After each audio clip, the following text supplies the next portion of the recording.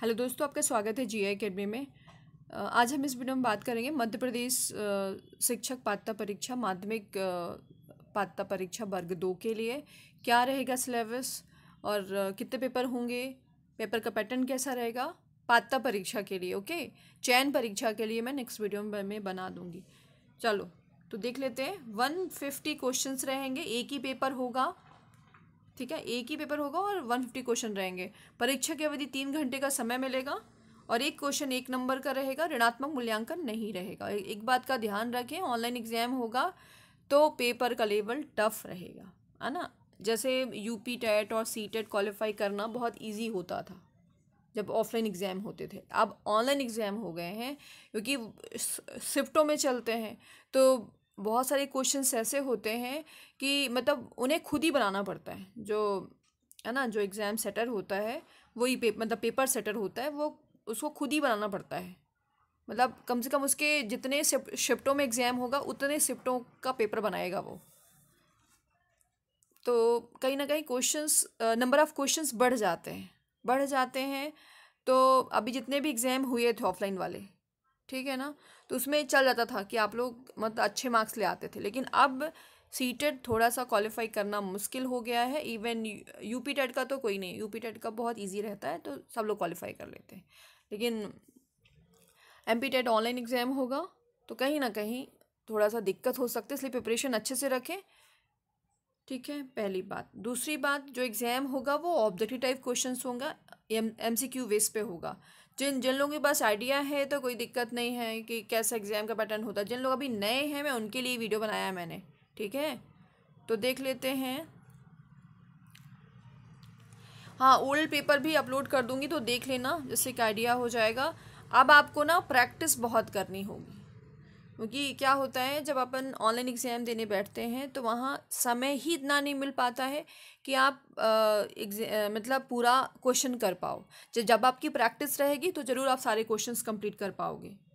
ठीक है, तो देख लेते हैं। पहला जो पार्ट है बाल विकास एवं शिक्षा शास्त्र का 30 क्वेश्चंस रहेंगे और 30 मार्क्स का रहेगा। बाल विकास एवं शिक्षा शास्त्र, ये जो सिलेबस होगा इसका, चाहे वो सीटेट का सिलेबस हो, है ना, चाहे रीड का सिलेबस हो, सब एक जैसा ही है। थोड़े बहुत 19-20 ही डिफरेंस रहेगा। अदरवाइज़ आप बाल विकास एवं शिक्षा शास्त्र के लिए अच्छे से तैयारी करें। मैं बुक्स बता दूंगी, है ना, कैसे प्रिपरेशन करना है। ये पात्रता परीक्षा के लिए बता रही हूँ, ठीक है ना। चयन परीक्षा के लिए वो अलग पैटर्न रहेगा, शायद वो एनवीएस या केवीएस को फॉलो कर लें। जैसा एनवीएस या केवीएस में होता है कि 80 मार्क्स का आ जाता है आपके सब्जेक्ट का और 80 मार्क्स का, और बाकी का आपका मिसलिनियस रहता है, जैसे हिंदी, इंग्लिश और जनरल, है ना, जीके जीएस जो भी है वो रहता है। और वहाँ तो नेगेटिव मार्किंग भी है, यहाँ नेगेटिव मार्किंग नहीं रहेगी। चाहे आप चयन परीक्षा दे लो चाहे पात्रता परीक्षा दे लो, किसी में भी नेगेटिव मार्किंग नहीं रहेगी जहाँ तक मुझे लगता है, और अब होगी भी नहीं, है ना। तो चलो, ये हो गया।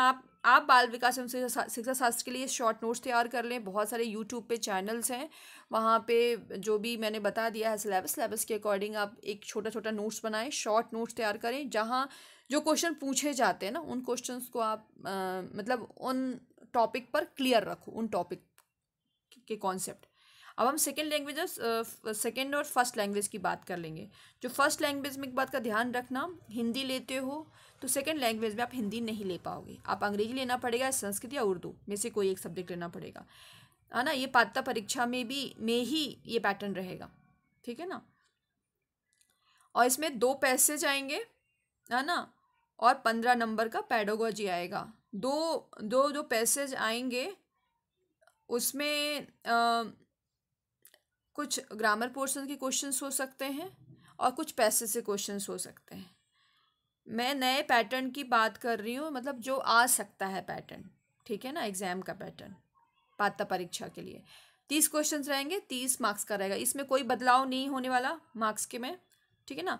अब हम थर्ड पार्ट की बात कर लेते हैं। फर्स्ट पार्ट का आपने बात कर ली बाल विकास एवं शिक्षा शास्त्र।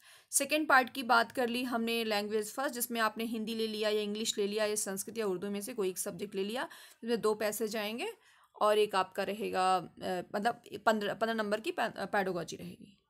हो भी सकता है, नहीं भी हो सकता है, लेकिन आप ये है तैयार रखो, ग्रामर पोर्शन तो तैयार ही रखो।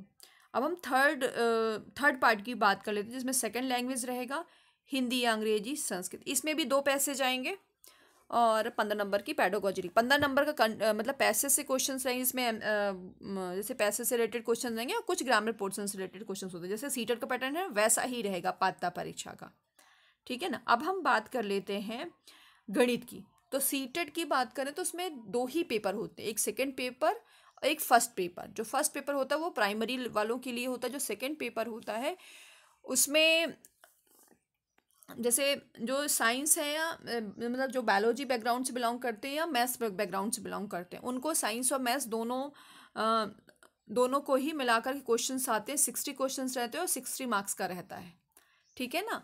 तो जैसे रीट में भी यही पैटर्न है कि मैथ्स भी आता है और साइंस भी आता है। तो इस बार की जो पात्रता परीक्षा हो सकती है वो थोड़ा टफ होगी, है ना, क्योंकि जैसे सीटेट का पैटर्न यही है, और चाहे रीट का ले लो, चाहे सीटेट का पैटर्न ले लो, चाहे यूपी टेट का ले लो, वहाँ साइंस वाले मतलब बायोलॉजी वाले हों या मैथ्स वाले हों, दोनों को ही मतलब मैथ्स और वो सॉल्व करना पड़ता है, साइंस। तो इसी तरीके से आपको एमपी टेट में भी मैथ्स से 30 क्वेश्चन और साइंस से 30 क्वेश्चन सॉल्व करने पड़ेंगे।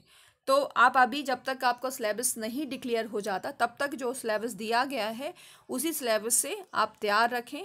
साइंस को आप जो है ना 6 to 10th अच्छे से तैयार कर लो, शॉर्ट नोट्स तैयार कर लो, जहाँ जहाँ से क्वेश्चंस पूछे जाते हैं वहाँ से आपको तैयार रखो।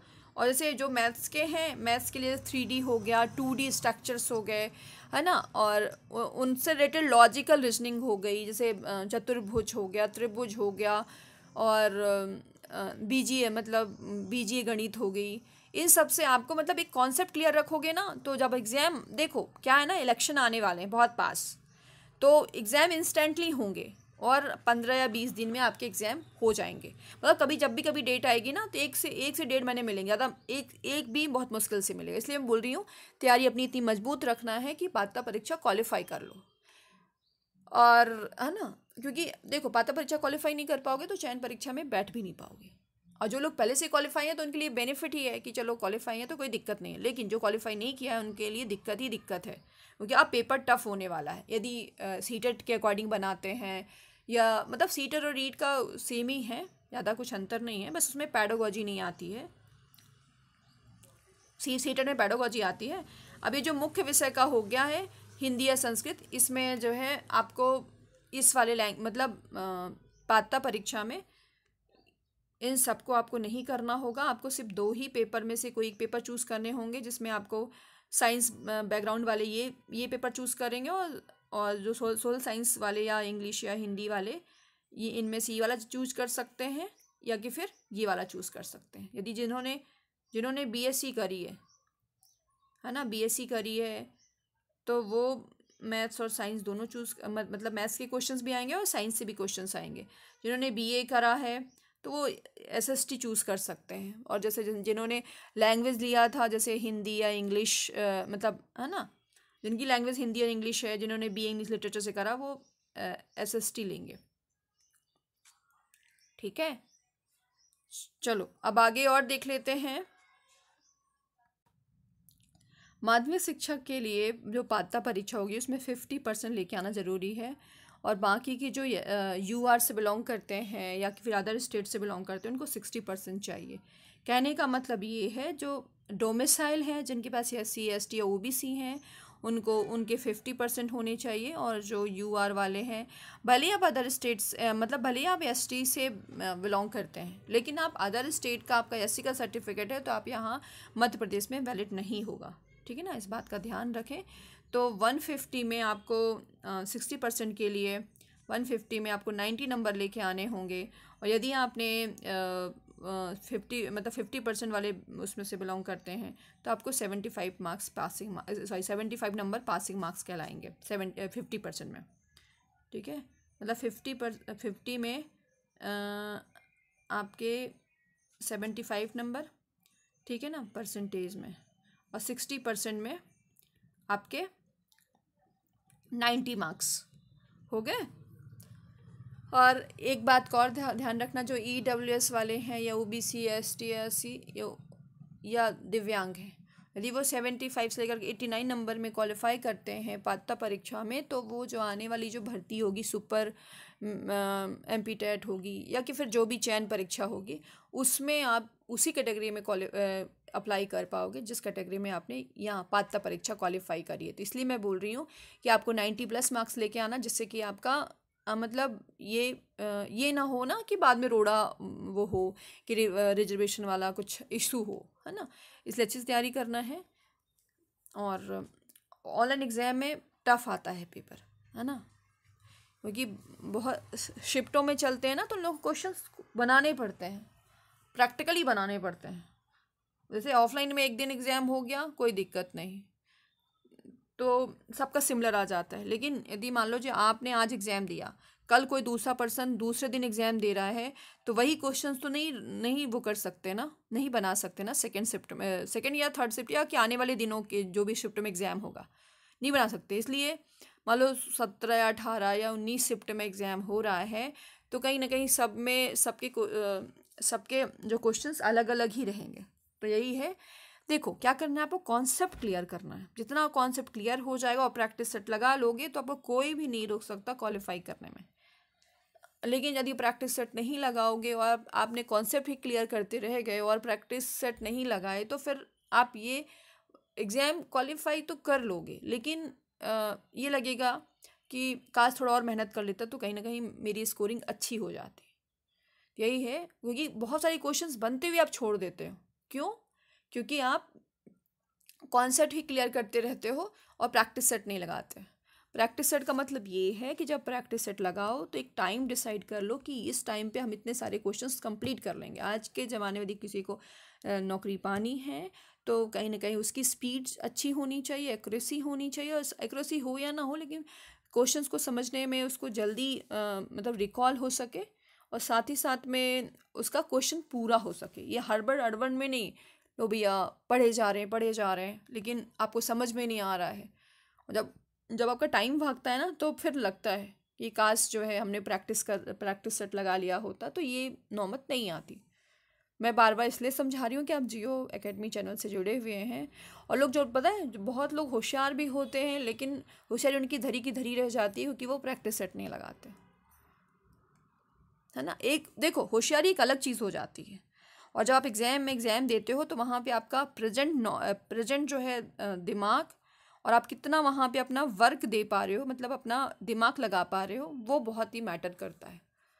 तो यही है, खासकर फीमेल्स जिन लोगों को मतलब जो लोग PC बहुत कम टच करते हैं, तो वो प्रैक्टिस करते रहें। या कि फिर देखो, आपको सिर्फ 6 मंथ तैयारी करनी है। 6 मंथ, इस जीवन के आपको 6 मंथ देने हैं, ज़्यादा नहीं देना है ना। 6 मंथ में आप जितनी चाहे उतनी तैयारी कर सकते हैं, और इतना सारा कुछ नहीं है।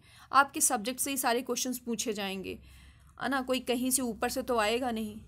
इसलिए करें तैयारी, है ना, किसी के बहकावे या कहने पे नहीं आए कि क्या होगा क्या नहीं होगा।